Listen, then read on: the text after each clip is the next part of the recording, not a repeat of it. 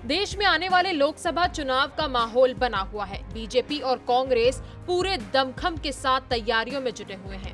BJP ने NDA का 400 पार जीत का दावा किया है, तो दूसरी ओर राहुल गांधी भारत जोड़ो न्याय यात्रा के जरिए जनता से संपर्क साधने में लगे हुए हैं।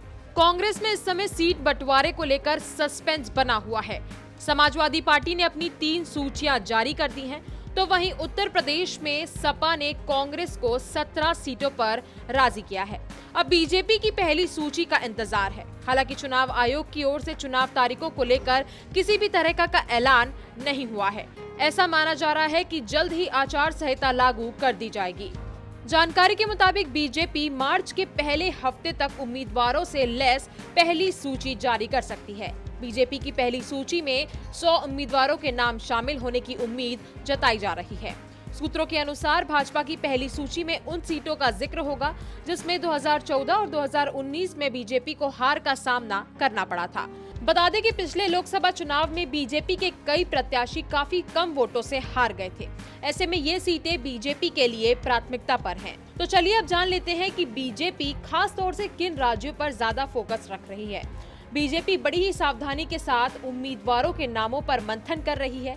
पार्टी पहले राज्य पर मंथन करेगी, उसके बाद ही उम्मीदवारों के नामों का ऐलान होगा।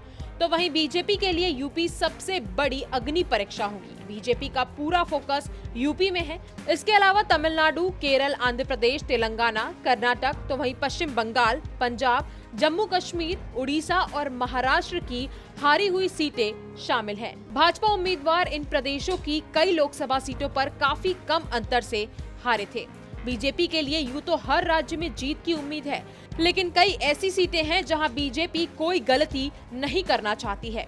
पार्टी का फोकस देश भर की उन 160 लोकसभा सीटों पर है जहां बीजेपी चुनाव हार गई थी, या पार्टी दूसरे नंबर पर रही थी, या फिर जीत का मार्जिन भी काफी कम था। इन सीटों पर भाजपा प्रत्याशियों ने प्रतिद्वंदी उम्मीदवारों को कड़ी टक्कर दी है। सूत्रों के मुताबिक भाजपा ने लोकसभा की ऐसी करीब 160 सीट पहले से ही चयनित कर रखी हैं, जिनमें या तो भाजपा जीत पाई थी या फिर बहुत कम मार्जिन से चुनाव जीती थी। इसलिए भाजपा ने करीब 1 साल पहले ही क्लस्टर प्रभारी तैनात कर उन सीटों पर काम करना शुरू कर दिया था। तो अब देखना ये होगा कि बीजेपी अपनी हारी हुई सीट्स पर किन उम्मीदवारों को मैदान में उतारती है और इस पर क्या रणनीति बनाती है। इसमें आपकी क्या राय है, हमें कमेंट कर जरूर बताएं। और अगर आपको हमारा ये वीडियो पसंद आया हो तो इसे लाइक और शेयर जरूर करें और हमारे चैनल खबर बेबाक को सब्सक्राइब करना ना भूलें।